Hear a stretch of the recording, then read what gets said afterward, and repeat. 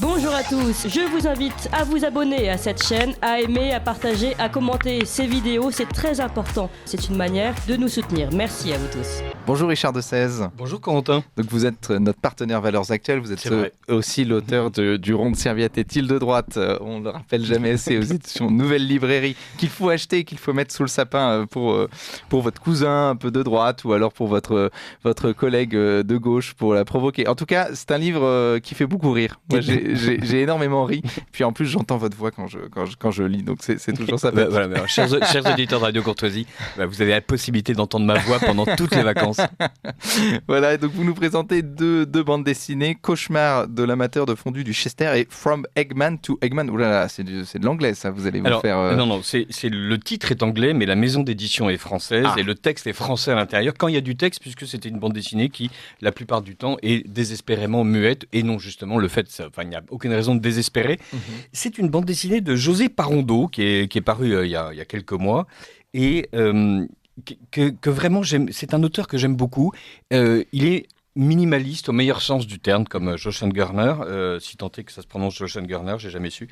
Et il met en scène un œuf, en fait, donc Eggman, l'homme œuf. Et cet œuf est muet, d'ailleurs il n'a pas de bouche, ou quand il a une bouche, c'est comme un œuf qu'on aurait coupé en deux, donc c'est la moitié de l'œuf s'ouvre, et donc Eggman parle. Et ce qui est très amusant, c'est que c'est le deuxième tome des aventures d'Eggman. Vraiment, Parondeau essaye de réduire les intrigues au strict minimum et de jouer avec les codes, comme on dit aujourd'hui, ce qui est toujours un peu exaspérant. Mais là, il le fait véritablement très bien, puisque c'est en fonction de la manière que vous avez de lire de la bande dessinée qu'une partie des gags va être générée. C'est-à-dire, par exemple, vous avez ici un bel exemple de réitération iconique, c'est-à-dire que c'est exactement la même case qui est répétée 4 fois. Donc, alors, chaque gag fait 4 cases. Donc, voilà. Donc, c'est pas un livre qui nécessite de se plonger pendant 1h30 profondément dans la lecture. Vous allez plus vite que dans Guerre et Paix. Et puis voilà, si une page vous ennuie, vous pouvez passer rapidement à la suivante. Et donc là, quand il était enfant, Eggman allait souvent au coin. Donc, on voit l'image de quelqu'un qui est au coin, sans qu'on l'y oblige. Donc, on se dit, tiens, ça va être une histoire de... Il n'était pas si enfant que ça. Alors, et donc, à chaque fois, c'est la même image. D'ailleurs, là, c'est maintenant. Et donc, en fait, on se rend compte qu'on est en train de... Cette espèce de pseudo-souvenir d'enfance, c'est le fait juste de nous montrer 4 cases où il y a quelqu'un qui s'est mis au coin volontairement, sans aucune raison. Et il y a des choses qui sont aussi amusantes, comme par exemple, Eggman tape contre une porte, ou plutôt, on voit un personnage qui rentre dans une case, qui dirige vers le bord suivant de la case, frappe contre la case, la porte lui résiste. Et à ce moment-là, le bord de la case s'effondre sur lui. En fait, il a réussi à défoncer la case. Donc, et c'est fait avec une économie de moyens remarquable. Et donc, c'est amusant. C'est de l'humour absurde. Voilà, c'est un humour absurde. Alors, ce gag-là, je me suis rendu évidemment immédiatement sur le site Top Feriana, que je conseille à tout le monde, TOP2FERIANA. Qui parle de la bande dessinée avant la bande dessinée, donc de toutes les histoires en séquence, et vous verrez le nombre d'auteurs de bande dessinée des années 1880, 90, 1900, 1910 qui ont joué avec le bord de la case, avec la matière des phylactères, autrement dit les bulles, est absolument incroyable.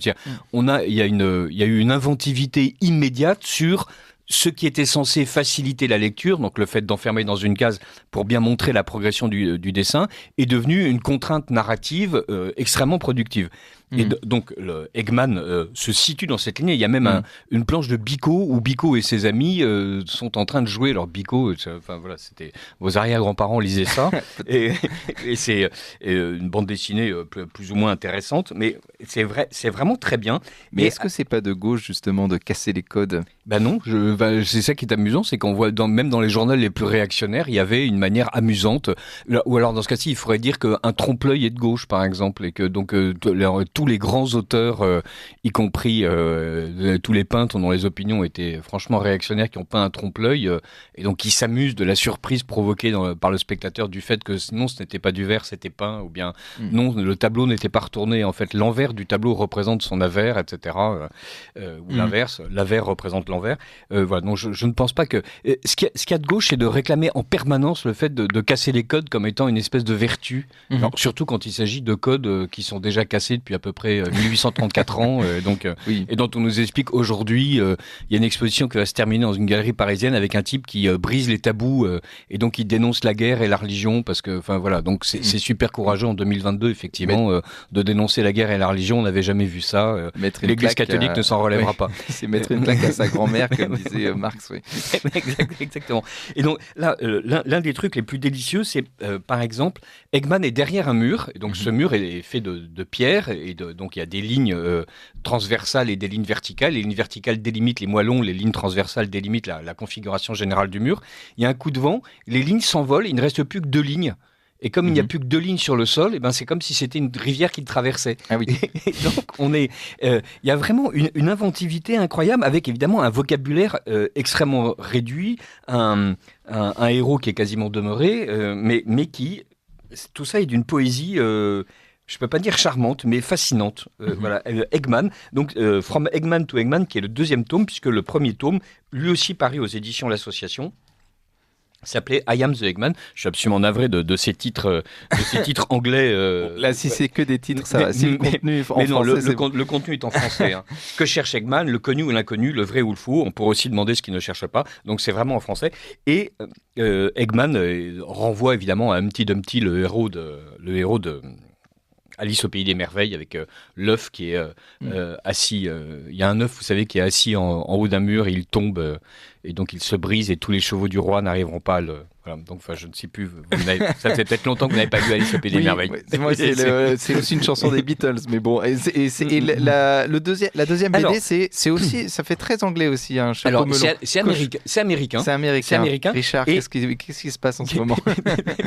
Non, parce que lisant Eggman from Eggman et me disant, tiens, vraiment, ça remonte pour certains des gags aux origines de la bande dessinée. Je n'ai pas pu m'empêcher de penser à Winsor McCay, qui est un auteur gigantesque qu'on redécouvre régulièrement et qui a une œuvre absolument phare qui s'appelle Les aventures du petit Nemo au pays des rêves, Little Nemo in Slumberland, et qui a aussi dessiné à partir de 1905 toute une série de cauchemars qui s'appelle les cauchemars des amateurs de fondue au Chester. Donc c'est des gens qui mangent une fondue, donc un toast grillé avec un toast pourrait-il ne pas être grillé, donc un toast arrosé de fromage fondu. Évidemment, ça leur pèse sur l'estomac et ils en font des cauchemars effrayants. Et là aussi, ce qu'il y a de remarquable, c'est l'économie de moyens, c'est-à-dire on est dans une seule planche, c'est un gag en une planche, qui était vraiment la règle à l'époque d'ailleurs, avec une grille qui ne bouge pas, les cases sont vraiment immuables, et une petite historiette qui va du plus simple au plus terrible, au plus horrible, et la dernière case est toujours la personne qui se réveille. Donc là, il y a non seulement une réitération iconique d'une certaine manière, il y a beaucoup de cases qui se ressemblent, mais il y a en plus un dispositif qui est systématique. Et c'était vraiment la grande spécialité d'ailleurs de Winsor McCay, puisque les dernières cases de chaque planche de Little Nemo, il se réveille. Les dernières cases de Petit Sammy éternue, à chaque fois, donc Petit Sammy éternue et l'intégralité du paysage autour de Petit Sammy est absolument ravagé. Même chose avec la petite Henriette. Et ce qu'il y a de remarquable dans ce premier truc, il y a un type qui voit un éléphant qui est en train de marcher sur une corde raide au-dessus de lui. Évidemment, il n'a qu'une terreur, c'est que l'éléphant s'écroule sur sa pomme. Mais il y a d'autres gags qui sont proprement stupéfiants, comme par exemple ce type qui rêve d'être enterré vivant et qui est filmé entièrement en caméra subjective. Donc on est en 1905 quand même. Et donc la personne voit les gens qui se penchent sur lui, les médecins qui prennent son pouls, sa femme qui lui dit « Pourquoi es-tu mort sans me laisser un centime, mais je suis contente que ce soit fini. » Ta vie m'a fait vraiment... Donc vraiment, il est en plein cauchemar. Il est porté en terre et on lui jette de la terre dessus. Et voilà, c'est vraiment quelqu'un qui voit la terre lui tomber dessus. Et donc 1905, journal grand public, c'est remarquable. Et aussi, puisqu'on parle de jouer avec les codes, on voit bien comment est-ce qu'une case la case ne bouge pas. Ce sont les personnages qui deviennent soit extrêmement maigres, soit extrêmement gros. Et donc cette personne devient d'autant plus grosse que la case ne bouge pas. Donc le format ne bougeant pas, elle le remplit de mieux en mieux, et donc l'effet de dilatation est amplifié par vraiment la structure même de la mise en page. Il y a quelque chose qui m'a fasciné en le relisant, c'est qu'il y a même quelque chose qui parle d'euthanasie. Et donc là, on nous dit pourquoi Osler a-t-il fait une telle loi ? Je ne supporte pas l'idée que grand-père sera chloroformé. Et donc, là aussi, dans la première décennie du XXe siècle, on parle d'euthanasie et on parle de lois qui sont scandaleuses. Et il imagine, parce que c'est un cauchemar, alors qu'en France, on est en train de vivre cette douce réalité, que les vieux sont euthanasiés. Et donc, voici un monsieur qui part au chloroformarium. Comment ça s'appelle ? Oui, chloroformatorium. Donc, très bien, une espèce d'habile jeu de mots entre chloroforme et crématorium. Et où des gens munis d'éponges au bout d'une pique. Il y a une référence évangélique évidente, là, puisque donc, les bourreaux tendent au Christ une éponge imbibée de vinaigre pour le désaltérer une fois qu'il est en haut de la croix. Et il résiste farouchement au fait qu'on veuille le tuer jusqu'à finir par mourir, mais grâce à Dieu, là il se réveille, contrairement à ce qui va bientôt se passer en France. Voilà. Les amateurs, cauchemar de l'amateur de fondue de Chichester, de Winsor McCay, qui, si je ne m'abuse, est absolument indisponible à la vente. Donc je suis vraiment ravi de voir, en guise de cadeau de Noël, vous proposer un bouquin que vous ne pouvez pas acheter, mais en revanche, n'hésitez pas, courez acheter Little Nemo au Pays des Merveilles. Non, mais je pense qu'il est peut-être disponible en occasion. Il est disponible. Voilà, je l'ai trouvé à 59,80 €. Donc voilà, si jamais vous avez de la thune, n'hésitez pas. Chers auditeurs, si vous avez de la thune et du temps, vous pouvez lire. Donc c'est deux bandes dessinées à sketch. Et puis on rappelle aussi, le rond de serviette est-il de droite ? Pourquoi il faut acheter le rond de serviette est-il de droite ? Vous avez 30 secondes pour vendre votre livre Richard de Sèze. Ça vous permettra de vous réconcilier avec votre cuisine, avec votre tire-bouchon, avec votre porte-serviette.